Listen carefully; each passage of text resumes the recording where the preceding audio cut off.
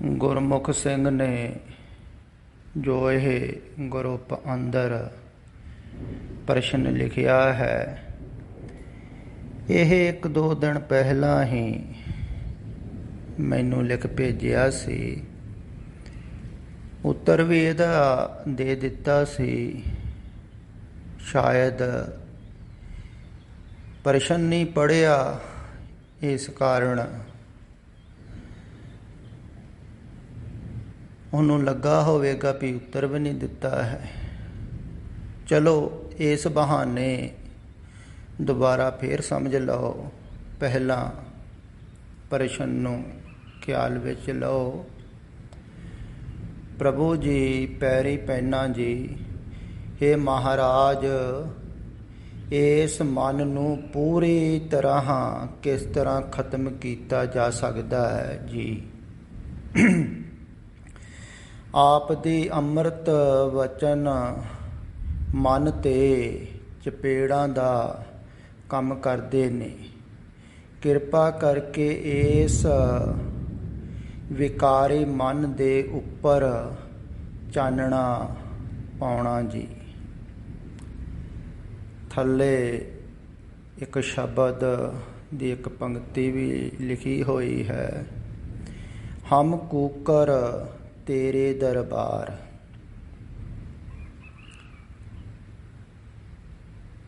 ਇਹ ਲਿਖ ਦੇਣਾ ਬਹੁਤ ਸਿਖਾਲਾ ਹੈ, ਪੜ੍ਹ ਲੈਣਾ ਵੀ ਸਿਖਾਲਾ ਹੈ, ਸਮਝ ਲੈਣਾ ਵੀ ਬਹੁਤਾ ਔਖਾ ਨਹੀਂ ਹੈ, ਪਰ ਕੂਕਰ ਹੋ ਜਾਣਾ ਬਹੁਤ ਕਠਿਨ ਹੈ। ਕੌਣ ਚਾਹੁੰਦਾ ਹੈ ਕੂਕਰ ਹੋਣਾ?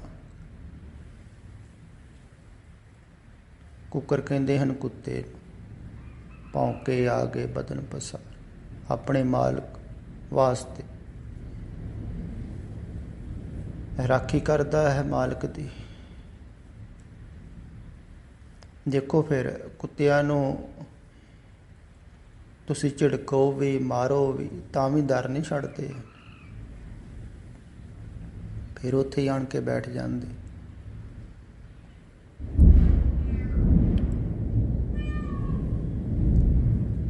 ਝਿੜਕੇ ਮਾਰੋ ਵੀ ਤਾਂ ਵੀ ਡਰ ਨਹੀਂ ਛੱਡਦੇ ਹਨ। ਮਾਲਕ ਦੀ ਖੁਸ਼ੀ ਵਾਸਤੇ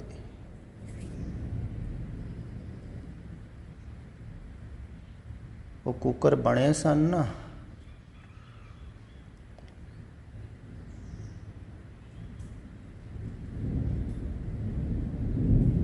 ਮਾਲਕ ਨੂੰ ਖੁਸ਼ ਕਰਨ ਵਾਸਤੇ ਕੰਜਰੀ ਬਣਨ ਨੂੰ ਤਿਆਰ ਹੋ ਗਏ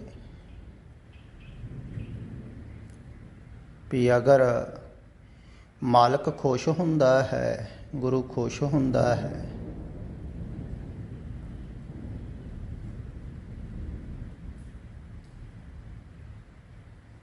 ਮੈਨੂੰ ਨੱਚਦੇ ਹੋਏ ਦੇਖ ਕੇ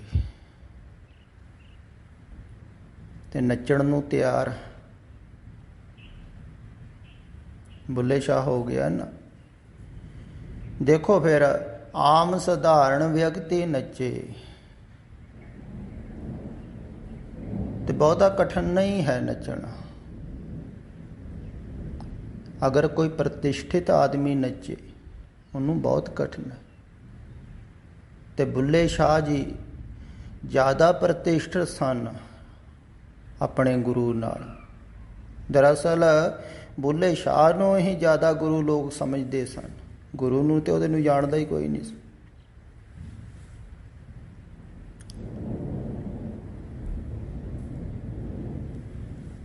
ਪਰ ਬੁੱਲਾ ਸ਼ਾਹ ਭਰੇ ਬਾਜ਼ਾਰ ਦੇ ਵਿੱਚ ਨੱਚਣ ਨੂੰ ਤਿਆਰ ਹੋ ਗਏ।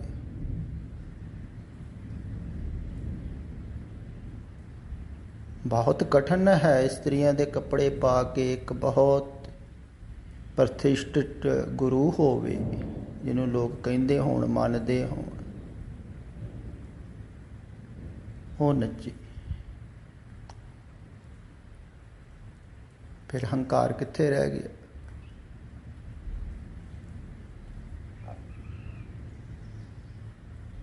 ਹੰਕਾਰ ਨਹੀਂ ਨਾ ਰਹਿ ਗਿਆ।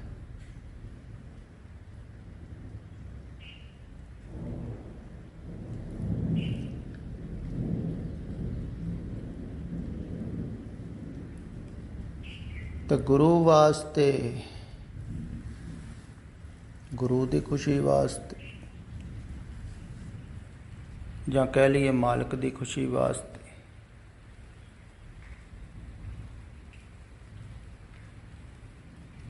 ਤਨ ਮਨ ਕਾਟ ਕਾਟ ਸਭ ਅਰਪੀ, ਵਿੱਚ ਅਗਨੀ ਆਪ ਜਲਾਈ, ਪੱਖਾ ਫੇਰੀ ਪਾਣੀ ਢੋਵਾਂ, ਜੋ ਦੇਵੇ ਸੋ ਖਾਈ।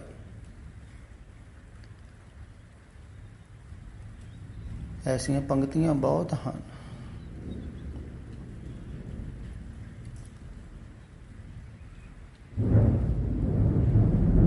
ਪਰ ਪਹਿਲਾਂ ਇਹ ਸਵਾਲ ਜੋ ਲਿਖਿਆ ਹੈ ਇਹਨੂੰ ਸਮਝੋ।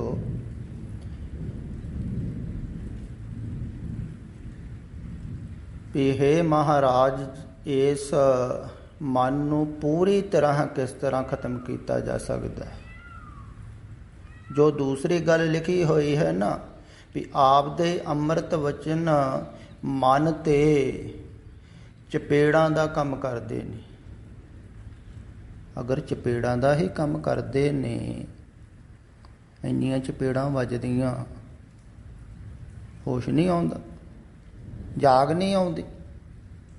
ਦੇਖੋ, ਚਪੇੜਾਂ ਖਾ ਕੇ ਵੀ ਲਿਟੀ ਜਾਂਦਾ। ਜਿਵੇਂ ਪੁਰਾਣੇ ਸਮਿਆਂ 'ਚ ਜ਼ਿਮੀਂਦਾਰਾਂ ਕੋ ਮੈਂ ਦੇਖੇ ਹਨ, ਐਸੇ ਪਸ਼ੂ ਹੋਇਆ ਕਰਦੇ ਸਨ ਜੋ ਖੇਤੀਬਾੜੀ ਵਾਸਤੇ ਰੱਖੇ ਸਨ ਬਲਦ।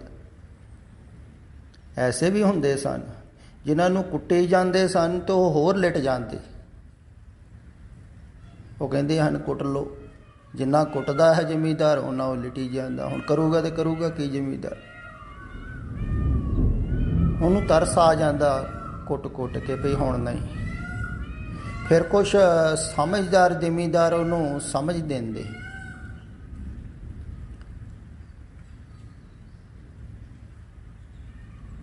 ਤੇ ਉਹਨੂੰ ਸਮਝ ਇਹ ਦਿੰਦੇ ਵੀ ਹਰਾ ਘਾਹ ਜਿਹੜਾ ਹੈ ਨਾ, ਹਰੇ ਪੱਠੇ, ਹਰਾ ਚਾਰਾ, ਉਹ ਇਹਦੇ ਸਾਹਮਣੇ ਰੱਖ। ਤੇ ਜਦੋਂ ਹਰਾ ਚਾਰਾ ਉਹਦੇ ਸਾਹਮਣੇ ਆਉਂਦਾ ਤਾਂ ਇੱਕਦਮ ਉੱਠ ਕੇ ਖੜਾ ਹੋ ਜਾਂਦਾ।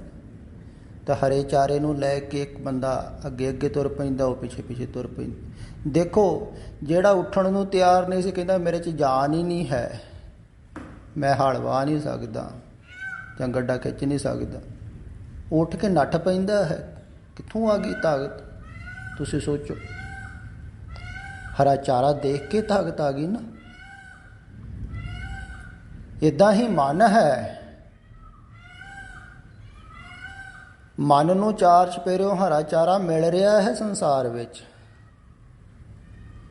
ਹਰਾ ਚਾਰਾ ਪਾਉਣ ਵਾਸਤੇ ਬਹੁਤ ਹਨ ਲੋਕ, ਪਾ ਰਹੇ ਹਨ, ਦਿਖਾ ਰਹੇ ਹਨ ਹਰਾ ਚਾਰਾ ਤੁਹਾਨੂੰ। ਤੇ ਮਨ ਹਰੇ ਚਾਰੇ ਵੱਲ ਨੂੰ ਤੁਰ ਪੈਂਦਾ। ਪ੍ਰਲੋਭਨ ਦਿੰਦੇ ਹਨ ਨਾ। ਤੇ ਜਿੱਧਰ ਨੂੰ ਕੁਛ ਮਿਲਦਾ ਹੈ, ਮਨ ਨੂੰ ਆਸਾ ਹੁੰਦੀ ਹੈ ਕੁਛ ਮਿਲੇਗਾ, ਉਧਰ ਨੂੰ ਚੱਲਦਾ ਹੈ ਨਾ ਮਨ।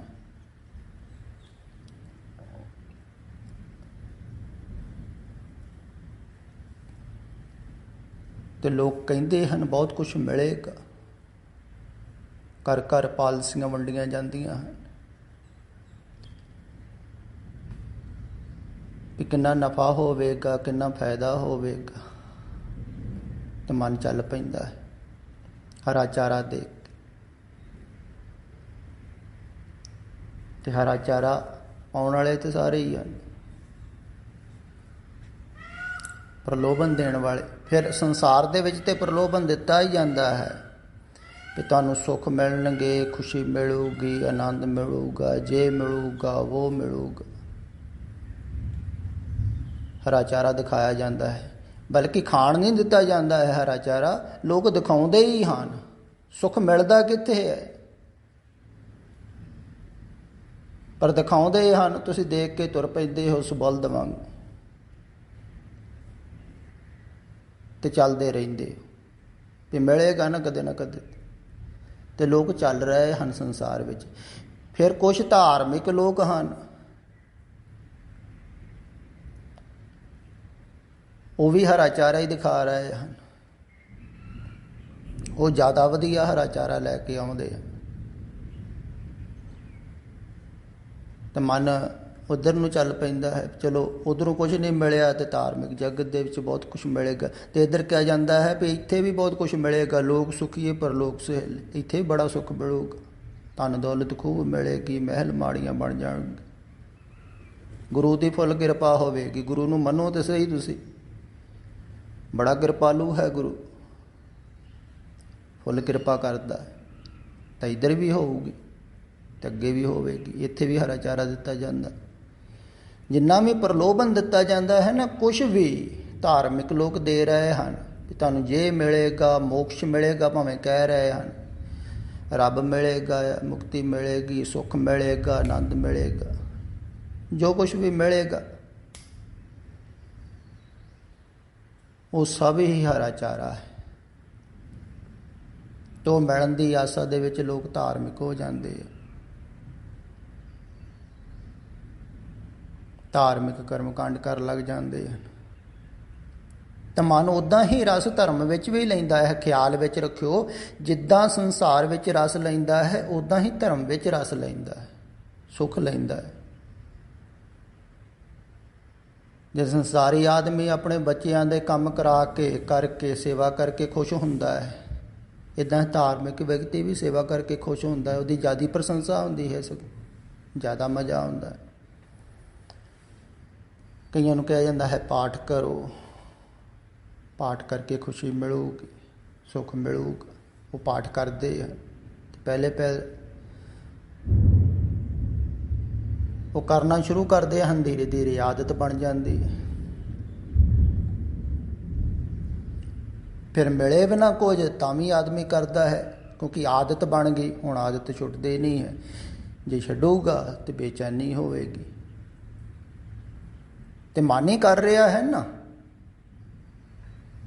ਮਨ ਜੋ ਚਾਹੁੰਦਾ ਹੈ ਉਹ ਕਰਦਾ ਹੈ, ਉਹਦੇ ਦੁਆਰਾ ਹੀ ਬਣਦਾ ਹੈ। ਤੁਸੀਂ ਕਿਹਾ ਹੈ ਨਾ ਵੀ ਪੂਰੀ ਤਰ੍ਹਾਂ ਕਿਸ ਤਰ੍ਹਾਂ ਖਤਮ ਕੀਤਾ ਜਾ ਸਕਦਾ। ਜੋ ਤੁਹਾਡਾ ਮਨ ਕਹਿੰਦਾ ਹੈ ਨਾ, ਉਹ ਹੀ ਕਰੋਗੇ ਤਾਂ ਮਨ ਬਣੇਗਾ। ਧਰਮ ਕਰਮ ਕਰੋਗੇ ਤਾਂ ਵੀ ਬਣੇਗਾ। ਇਸੇ ਕਾਰਨ ਹੀ ਜਾਗਰਤ ਪੁਰਸ਼ ਕੋਲ ਲੋਕ ਘੱਟ ਆਉਂਦੇ ਹਨ, ਪੁਰਾਣੇ ਧਰਮ ਨਾਲ ਜ਼ਿਆਦਾ ਜੁੜਦੇ ਹਨ, ਕਿਉਂਕਿ ਉੱਥੇ ਬਚਣ ਦਾ ਰਸਤਾ ਮਨ ਲੱਭ ਲੈਂਦਾ ਹੈ।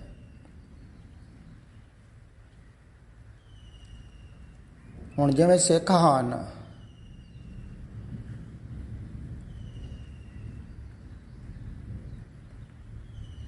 ਤੇ ਉਹ ਕਹਿੰਦੇ ਹਨ ਵੀ ਅਸੀਂ ਉਪਦੇਸ਼ ਗੁਰੂ ਗ੍ਰੰਥ ਸਾਹਿਬ ਜੀ ਕੋਲ ਲੈਣਾ ਹੈ।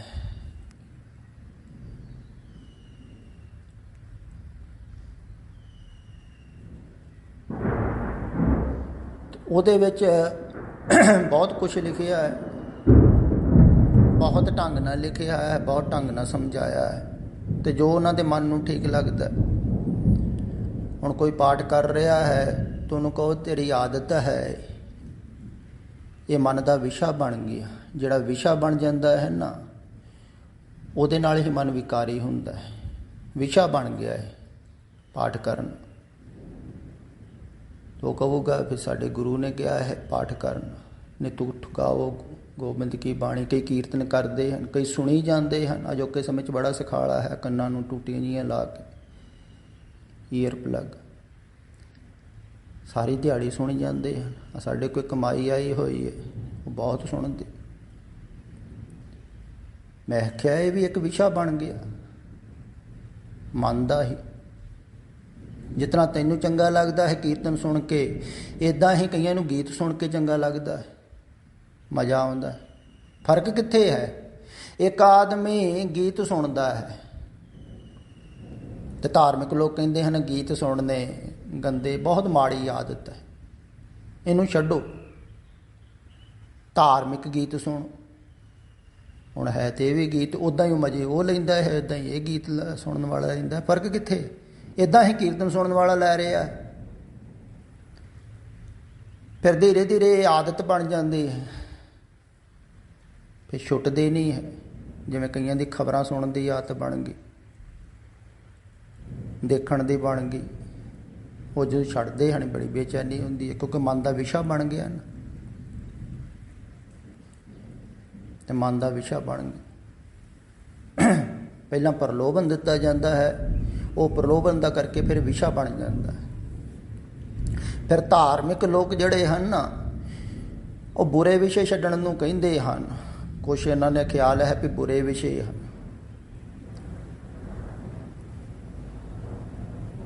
ਜਿਵੇਂ ਅਧਾਰਮਿਕ ਗੀਤ ਸੁਣਨੇ, ਅਧਾਰਮਿਕ ਫਿਲਮਾਂ ਦੇਖਣੀਆਂ। ਧਾਰਮਿਕ ਫਿਲਮਾਂ ਦੇਖੋ ਫਿਰ ਠੀਕ ਹੈ, ਧਾਰਮਿਕ ਗੀਤ ਸੁਣੋ ਫਿਰ ਠੀਕ ਹੈ, ਕੀਰਤਨ ਸੁਣੋ, ਪਰ ਸੁੱਖ ਉੱਦਾਂ ਹੀ ਲੈ ਰਿਹਾ ਹੈ ਆਦਮੀ ਜਿੱਦਾਂ ਗੀਤ ਸੁਣਨ ਵਾਲਾ। ਅਗਰ ਕੋਈ ਸੁੱਖ ਨੂੰ ਨਾਪਣ ਵਾਲਾ ਯੰਤਰ ਹੋਵੇ ਨਾ, ਤੇ ਦੋਵਾਂ ਦੇ ਸਿਰ ਨੂੰ ਲਾ ਕੇ ਦੇਖਿਆ ਜਾ ਸਕਦਾ ਹੈ ਵੀ ਗੀਤ ਸੁਣਨ ਵਾਲਾ ਹੀ ਵੈਸੇ ਹੀ ਸੁੱਖ ਲੈ ਰਿਹਾ ਹੈ ਜੈਸਾ ਕੀਰਤਨ ਸੁਣਨ ਵਾਲਾ। ਕੋਈ ਫਰਕ ਨਹੀਂ ਹੈ। ਇਸ ਕਰਕੇ ਉਹਨਾਂ ਟੂਨਾਂ ਦੇ ਵਿੱਚ ਹੀ ਗਾਇਆ ਜਾਂਦਾ ਹੈ। ਤੇ ਵੀ ਵਿਸ਼ਾ ਬਣ ਗਿਆ। ਪਰ ਇਹ ਵਿਸ਼ੇ ਨੂੰ ਧਾਰਮਿਕ ਲੋਕ ਚੰਗਾ ਸਮਝਦੇ ਹਨ, ਪਰ ਹੈ ਇਹ ਵੀ ਵਿਸ਼ਾ, ਇਹ ਵੀ ਛੱਡਣਾ ਹੈ।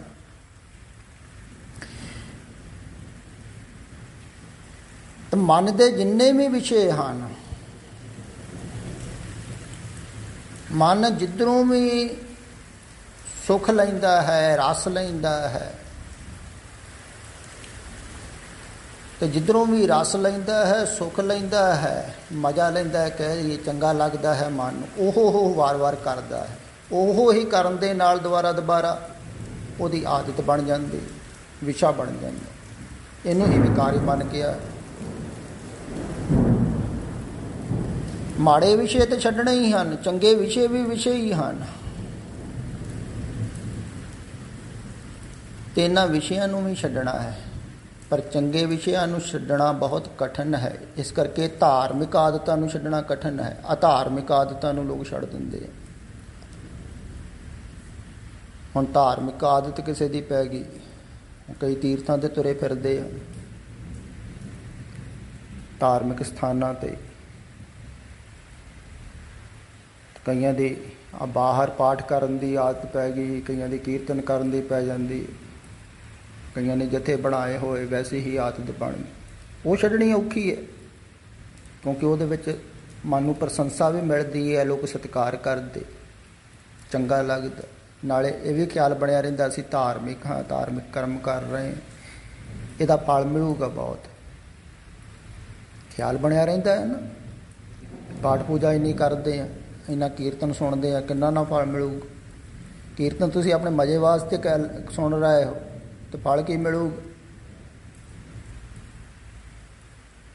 ਤੋਂ ਮਨ ਨੂੰ ਹੀ ਚੰਗਾ ਲੱਗਦਾ ਹੈ। ਇਸ ਕਰਕੇ ਮਨ ਰਸ ਲੈਂਦਾ ਹੈ ਤੇ ਰਸ ਲੀਨ ਹੁੰਦਾ ਹੈ। ਤੇ ਜਿਹਦੇ ਵਿੱਚ ਰਸ ਲੀਨ ਹੁੰਦਾ ਹੈ ਉਹ ਇਹ ਵਿਸ਼ਾ ਸਵਾਉਂਦਾ ਹੈ ਮਨ ਨੂੰ। ਸੌਣਾ ਕੀ ਹੈ ਮਨ ਦਾ? ਇੱਕ ਵਿਸ਼ੇ ਦੇ ਵਿੱਚ ਮਨ ਲੱਗ ਗਿਆ, ਉਸ ਵਿਸ਼ੇ ਦੇ ਵਿੱਚ ਵਿਚਾਰਧਾਰਾ ਦੇ ਵਿੱਚ ਪੈ ਕੇ ਸੌਂ ਗਿਆ। ਉਹ ਭਾਵੇਂ ਸਤਿਪੁਰਖਾਂ ਦੀ ਬਾਣੀ ਦੀ ਵਿਚਾਰਧਾਰਾ ਵੀ ਕਿਉਂ ਨਾ ਹੋਵੇ, ਉਹਦੇ ਵਿੱਚ ਵੀ ਪੈ ਕੇ ਮਨ ਸੁੱਤਾ। ਧਾਰਮਿਕ ਵਿਚਾਰਧਾਰਾ, ਧਾਰਮਿਕ ਲੋਕ ਵੀ ਸੁੱਤੇ ਹੀ ਆ, ਉਸ ਵਿਚਾਰਧਾਰਾ ਦੇ ਵਿੱਚ ਸੁੱਤੇ ਹਨ। ਤੋ ਬੁੱਧੀ ਦੁਆਰਾ ਵਿਚਾਰ ਕਰੀ ਜਾਂਦੇ ਹਨ, ਤੋ ਉਸ ਵਿਚਾਰਧਾਰਾ ਦੇ ਵਿੱਚ ਪਏ ਹਨ, ਸੁੱਤੇ ਹਨ। ਤੇ ਸੁੱਤੇ ਹੋਇਆਂ ਨੂੰ ਜਾਗਰਤ ਪੁਰਸ਼ ਜੋ ਕਹਿੰਦੇ ਹਨ ਨਾ, ਉਹ ਪੂਰਾ ਸਮਝ ਵਿੱਚ ਨਹੀਂ ਆਉਂਦਾ ਹੈ।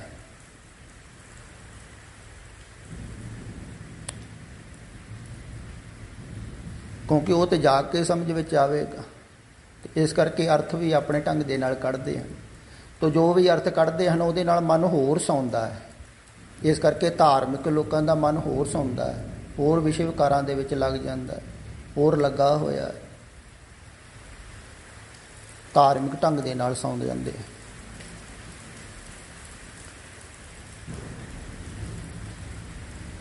ਤੇ ਮਨ ਜੋ ਚਾਹੁੰਦਾ ਹੈ ਤੁਹਾਡਾ, ਖਿਆਲ ਵਿੱਚ ਰੱਖੋ,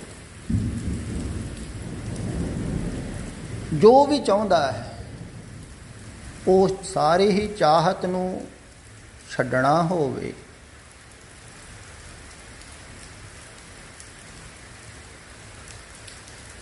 ਕੋਈ ਛੱਡਣ ਨੂੰ ਤਿਆਰ ਹੋਵੇ, ਤੁਸੀਂ ਤਿਆਰ ਹੋ ਛੱਡਣ ਨੂੰ?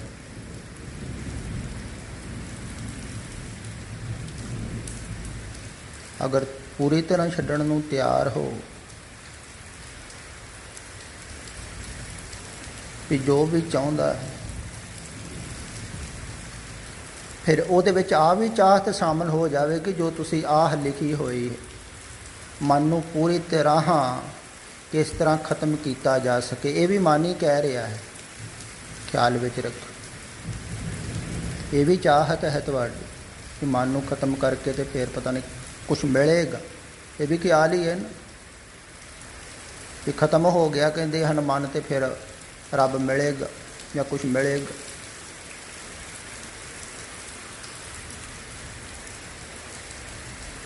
ਜਦੋਂ ਖਤਮ ਹੀ ਹੋ ਗਿਆ ਮਨ, ਫਿਰ ਤੁਸੀਂ ਕਿੱਥੇ ਰਹੇ? ਤੁਸੀਂ ਥੋੜ੍ਹੀ ਰਹਿਣਾ।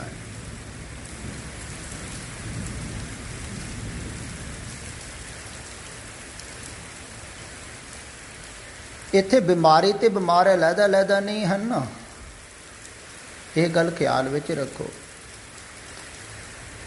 ਇਹ ਬਿਮਾਰੀ ਤੇ ਬਿਮਾਰ ਅਲੱਗ-ਅਲੱਗ ਨਹੀਂ ਹਨ।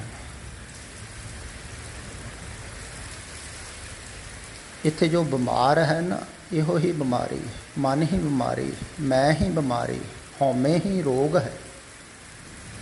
ਮੈਂ ਹਉ,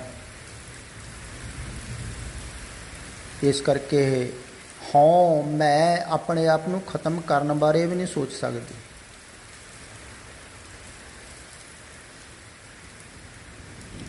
ਸੋਚੇਗਾ ਕੌਣ?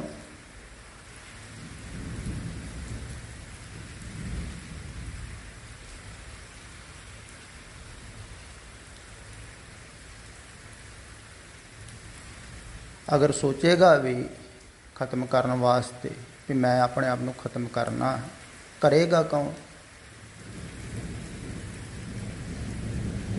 ਜਿਹੜਾ ਵੀ ਕਰੇਗਾ ਖਤਮ, ਉਹ ਪਿੱਛੇ ਤੇ ਮੌਜੂਦ ਹੀ ਰਹੇਗਾ ਨਾ। ਇਸ ਕਰਕੇ ਆਪਣੇ ਆਪ ਮਨ ਨੂੰ ਮਿਟਾਇਆ ਨਹੀਂ ਜਾ ਸਕਦਾ, ਕਿਉਂਕਿ ਆਪਣੇ ਆਪ ਮਨ ਮਿਟਣਾ ਨਹੀਂ ਚਾਹੁੰਦਾ ਹੈ। ਇਹ ਚਪੇੜਾਂ ਖਾ ਕੇ ਵੀ ਨਹੀਂ ਜਾਗਦਾ ਹੈ। ਤੁਸੀਂ ਆਪ ਸਮਝ ਸਕਦੇ ਹੋ ਕਿੰਨਾ ਗਹਿਰੀ ਨੀਂਦ 'ਚ ਸੁੱਤਾ ਹੋਵੇਗਾ।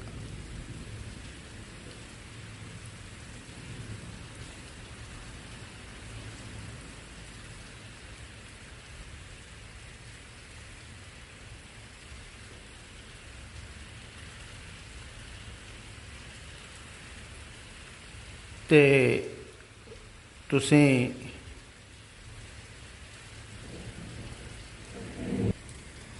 ਤੁਸੀਂ ਜਦੋਂ ਸੁਣਦੇ ਵੀ ਹੋ ਨਾ, ਚਪੇੜ ਪੈਂਦੀ ਵੀ ਹੈ ਵੀ ਇਹ ਜਗ ਮਿਥਿਆ ਹੈ, ਸੁਪਨਾ ਹੈ, ਝੂਠ ਹੈ, ਤਾਂ ਵੀ ਤੁਸੀਂ ਬਚਾ ਕਰ ਜਾਂਦੇ ਹੋ।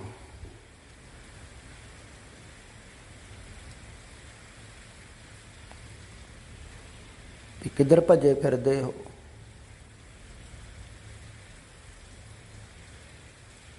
ਇਹ ਜੋ ਚਾਰਾ ਦਿਖਾ ਰਹੇ ਹਨ, ਇਹ ਵਿਸ ਗੰਧਲਾਂ ਤਰੀਆਂ ਖੰਡ ਲਿਵਾੜ, ਇਹ ਜ਼ਹਿਰ ਹੈ। ਜ਼ਹਿਰ ਖਵਾ ਰਹੇ ਹਨ, ਜ਼ਹਿਰ ਦਿਖਾ ਰਹੇ ਹਨ, ਤੁਹਾਨੂੰ ਝੂਠ ਦੇ ਨਾਲ ਜੋੜ ਰਹੇ ਹਨ। ਪਰ ਇਹ ਝੂਠ ਦਿਖਦਾ ਨਹੀਂ ਹੈ ਨਾ, ਅਜੇ ਖਿਆਲ ਵਿੱਚ ਨਹੀਂ ਆਇਆ ਹੈ। ਉਹ ਤੂੰ ਸੁਣਿਆ ਹੈ, ਝੂਠ ਹੈ, ਅਸੱਤ ਹੈ, ਮਰ ਰਿਹਾ ਹੈ। ਜੇ ਦਿਖਾਈ ਦੇ ਜਾਵੇ, ਪਤਾ ਲੱਗ ਜਾਇਆ ਵੀ ਮੇਰੇ ਕੋਲ ਆ ਜੋ ਹੀਰਾ ਹੈ ਝੂਠਾ ਹੈ, ਮੈਂ ਉੱਦਾਂ ਹੀ ਸੰਭਾਲਿਆ ਸੀ, ਤੇ ਆਦਮੀ ਚੱਕ ਕੇ ਮਾਰੇਗਾ ਵੀ ਕਾਹਨੂੰ ਬੋਝ ਚੱਕੀ ਫਿਰਨਾ, ਜੋ ਝੂਠਾ ਹੀ ਹੈ, ਪੱਥਰ ਹੀ। ਤੇ ਝੂਠਾ ਛੁੱਟ ਜਾਂਦਾ ਹੈ ਤੇ ਅਸਲੀ ਮਿਲ ਜਾਂਦਾ। ਹੀਰਾ ਹੱਥ ਚੜਿਆ ਨਿਰਮੋਲਕ, ਛੂਟ ਗਈ ਸੰਸਾਰ। ਝੂਠਾ ਇਹ ਹੀਰਾ ਸੀ। ਖੋਟੇ ਸਿੱਕੇ, ਖੋਟਾ ਧਨ, ਸਾਚਾ ਧਨ ਫਿਰ ਮਿਲਦਾ। ਤੇ ਇਹ ਜੋ ਲੋਭ ਲਾਲਚ ਹਨ ਬਾਹਰ ਸੰਸਾਰ ਦੇ, ਸੰਸਾਰ ਦੀ ਕਸ਼ਿਸ਼ ਹੈ, ਸੰਸਾਰ ਦਾ ਬੁਲਾਵਾ ਹੈ, ਇਹ ਮਨ ਨੂੰ ਖਿੱਚ ਰਿਹਾ ਹੈ ਤੁਹਾਡੇ। ਬਹੁਤ ਜ਼ਿਆਦਾ ਖਿੱਚ ਹੈ ਪਿੱਛੇ, ਖਿਆਲ ਵਿੱਚ ਰੱਖੋ। ਜ਼ਿਆਦਾ ਖਿੱਚ ਹੈ, ਇਸ ਕਰਕੇ ਚਪੇੜਾਂ ਖਾਣ ਦੇ ਬਾਵਜੂਦ ਵੀ ਜਾਗ ਨਹੀਂ ਰਿਹਾ ਹੈ, ਬਾਵਜੂਦ ਵੀ ਮੁੜ ਨਹੀਂ ਰਿਹਾ। ਕੁੱਟ ਖਾਣ ਦੇਖੋ ਕਿੰਨੀ ਪਕੜ ਹੋਵੇਗੀ ਪਿੱਛੇ, ਹੈ ਨਾ। ਤੇ ਮਨ ਉਹ ਹੀ ਕਰਨਾ ਚਾਹੁੰਦਾ ਹੈ, ਉਹ ਹੀ ਕਰਦਾ ਹੈ ਜਿਹਦੇ ਦੁਆਰਾ ਮਨ ਜੀਂਦਾ ਹੈ। ਮਨ ਬਚਾਉਂਦਾ ਹੈ ਆਪਣੇ ਆਪ। ਤੁਸੀਂ ਸੰਸਾਰ ਦੇ ਵਿੱਚ ਜਿਵੇਂ ਸਰੀਰ ਕਰਕੇ ਨਹੀਂ ਮਰਨਾ ਚਾਹੁੰਦੇ ਹੋ, ਇੱਦਾਂ ਮਨ ਵੀ ਨਹੀਂ ਮਰਨਾ ਚਾਹੁੰਦਾ। ਤੇ ਮਨ ਖੁਰਾਕ ਭਾਲਦਾ ਰਹਿੰਦਾ। ਪਰ ਜਿਹੜੇ ਪੁਰਾਣੇ ਧਰਮ ਦੇ ਨਾਲ ਜੁੜੇ ਹੋਏ ਹਨ, ਉਹਨਾਂ ਨੂੰ ਤਾਂ ਖੁਰਾਕ ਮਿਲਦੀ ਰਹਿੰਦੀ ਹੈ। ਉਹ ਧਾਰਮਿਕ ਉਪਦੇਸ਼ 'ਚੋਂ ਵੀ ਆਪਣੀ ਖੁਰਾਕ ਲੈ ਲੈਂਦੇ ਵੀ ਗੁਰੂਆਂ ਨੇ ਕਿਹਾ ਹੈ ਵੀ ਕੀਰਤਨ ਸੁਣਨਾ ਹੈ, ਦੇਖੋ। ਅਤੇ ਉੱਥੋਂ ਸ਼ਬਦ ਵੀ ਪੜ੍ਹ ਲੈਂਦੇ ਹਨ। ਕਲਯੁਗ ਮੇਂ ਕੀਰਤਨ ਪ੍ਰਧਾਨ, ਗੁਰਮੁਖ ਜਪੀਏ ਲਾਏ ਧਿਆਨ। ਅਤੇ ਕਈ ਸੁਣ ਰਹੇ ਹਨ, ਕਈ ਕਰ ਰਹੇ ਹਨ। ਤਾਂ ਉਹਨਾਂ ਨੂੰ ਉੱਥੋਂ ਸਹਾਰਾ ਮਿਲ ਗਿਆ ਅਤੇ ਮਨ ਲੱਗਾ ਹੋਇਆ ਇਸੇ ਕੰਮ ਦੇ ਵਿੱਚ। ਪਰ ਜਿਹੜਾ ਜਾਗਦਾ ਹੈ ਉਹ ਜਾਣਦਾ ਹੈ, ਉਹ ਸਾਰੇ ਹੀ ਸਹਾਰੇ ਛਡਾਉਂਦਾ ਹੈ ਤੁਹਾਡੇ। ਜਿਹਦੇ ਦੁਆਰਾ ਹੀ ਮਨ ਟਿਕਦਾ ਹੈ ਨਾ, ਉਹ ਸਹਾਰਾ ਖਿੱਚ ਲੈਂਦਾ ਹੈ। ਅਤੇ ਜਦੋਂ ਸਾਰੇ ਹੀ ਸਹਾਰੇ ਖਿੱਚ ਲਏ ਤਾਂ ਮਨ ਡਿੱਗੇਗਾ ਧੜਾਮ। ਅਤੇ ਮਨ ਟਿਕਣਾ ਚਾਹੁੰਦਾ ਹੈ ਸੰਸਾਰ ਵਿੱਚ, ਇਸ ਕਰਕੇ ਕੋਈ ਨਾ ਕੋਈ ਸਹਾਰਾ ਲੱਭਦਾ ਹੈ। ਧਾਰਮਿਕ ਜਗਤ ਦੇ ਵਿੱਚ ਵੀ ਸਹਾਰਾ ਦਿੱਤਾ ਜਾਂਦਾ ਹੈ, ਤਾਂ ਉਸ ਸਹਾਰੇ ਰੁਕਿਆ ਰਹਿੰਦਾ ਹੈ, ਟਿਕਿਆ ਰਹਿੰਦਾ ਹੈ ਵੀ ਮੈਂ ਧਾਰਮਿਕ ਹੋ ਗਿਆ। ਦੇਖੋ,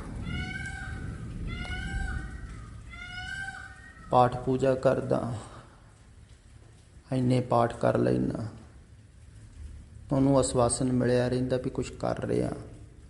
ਆ ਥੋੜ੍ਹੇ ਦਿਨ ਪਹਿਲਾਂ ਹੀ ਇੱਕ ਬਜ਼ੁਰਗ ਦਾ ਟੈਲੀਫੋਨ ਆਇਆ, ਕਹਿੰਦਾ ਮੈਂ 80,000 ਪਾਠ ਕਰ ਲਏ ਹਾਲੇ ਤੱਕ। ਮੈਂ ਕਿਹਾ ਦੇਖੋ ਇਹਦੀ ਕਿੰਨੀ ਪ੍ਰਸ਼ੰਸਾ ਹੋਵੇਗੀ। ਤੈਨੂੰ ਚੰਗਾ ਲੱਗ ਰਿਹਾ, ਮਜ਼ਾ ਆ ਰਿਹਾ, ਇਹੋ ਹੀ ਇਹਦਾ ਵਿਸ਼ਾ ਹੋ ਗਿਆ, ਮਨ ਦਾ ਵਿਸ਼ਾ ਹੋ ਗਿਆ ਪਾਠ ਕਰਨ। ਰਸ ਲੈ ਰਿਹਾ ਹੈ ਨਾ ਮਨ, ਲੋਕ ਪ੍ਰਸ਼ੰਸਾ ਕਰਦੇ, ਮਜ਼ਾ ਆਉਂਦਾ, ਹੰਕਾਰ ਵੱਧ ਰਿਹਾ ਹੈ।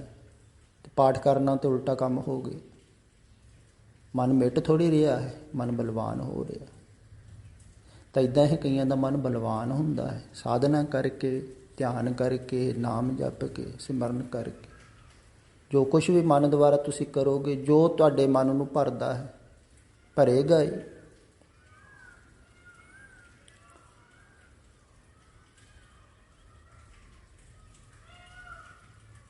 ਅਤੇ ਜੋ ਕੁਛ ਵੀ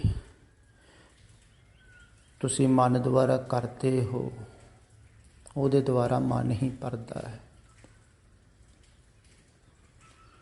ਅਤੇ ਅਗਰ ਵਾਸਤਵਿਕ ਦੇ ਵਿੱਚ ਪੂਰੀ ਤਰ੍ਹਾਂ ਮਨ ਨੂੰ ਮਿਟਾਉਣਾ ਚਾਹੁੰਦੇ ਹੋ ਨਾ, ਫਿਰ ਮਨ ਦੀ ਇੱਕ ਨਾ ਮੰਨੋ, ਫਿਰ ਮਨ ਦੀ ਮਤ ਤਿਆਗੋ, ਮਨ ਕੀ ਮਤ ਤਿਆਗੋ।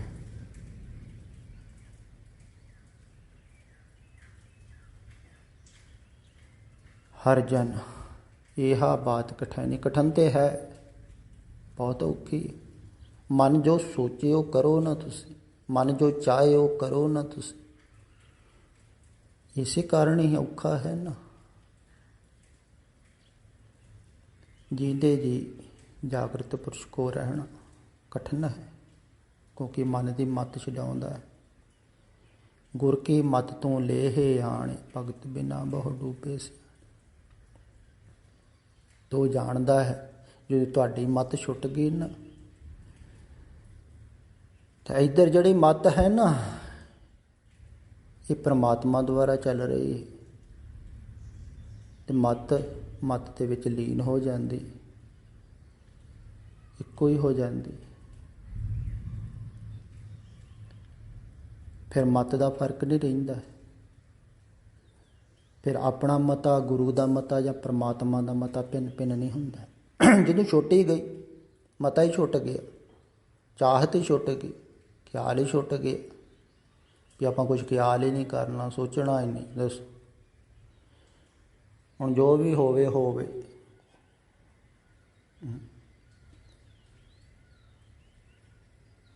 ਸਮਰਪਿਤ ਕਰ ਦਿੱਤਾ। ਇਹੋ ਹੀ ਮਨ ਨੂੰ ਸਮਰਪਿਤ ਕਰਨਾ, ਆਪਣੀ ਸੋਚ ਨੂੰ, ਵਿਚਾਰ ਨੂੰ।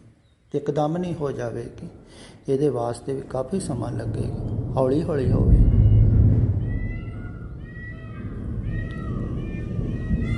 ਕਈ ਸਾਲ ਵੀ ਲੱਗ ਸਕਦੇ, ਕਿਉਂਕਿ ਆਸਤੇ ਆਸਤੇ ਸਮਰਪਿਤ ਹੋਵੇ। ਆਸਤੇ ਆਸਤੇ ਮਨ ਛੁੱਟਦਾ ਹੈ, ਆਸਤੇ ਆਸਤੇ ਸੰਸਾਰ 'ਚ ਲੱਗਦਾ ਹੈ, ਆਸਤੇ ਆਸਤੇ ਨਿਕਲਦਾ ਹੈ, ਆਸਤੇ ਆਸਤੇ ਛੁਟਕਾਰਾ ਹੁੰਦਾ। ਪਰ ਹੋ ਸਕਦਾ ਹੈ, ਮਿਟ ਸਕਦਾ ਹੈ ਮਨ, ਅਗਰ ਤੁਸੀਂ ਮਿਟਾਉਣਾ ਚਾਹੋ।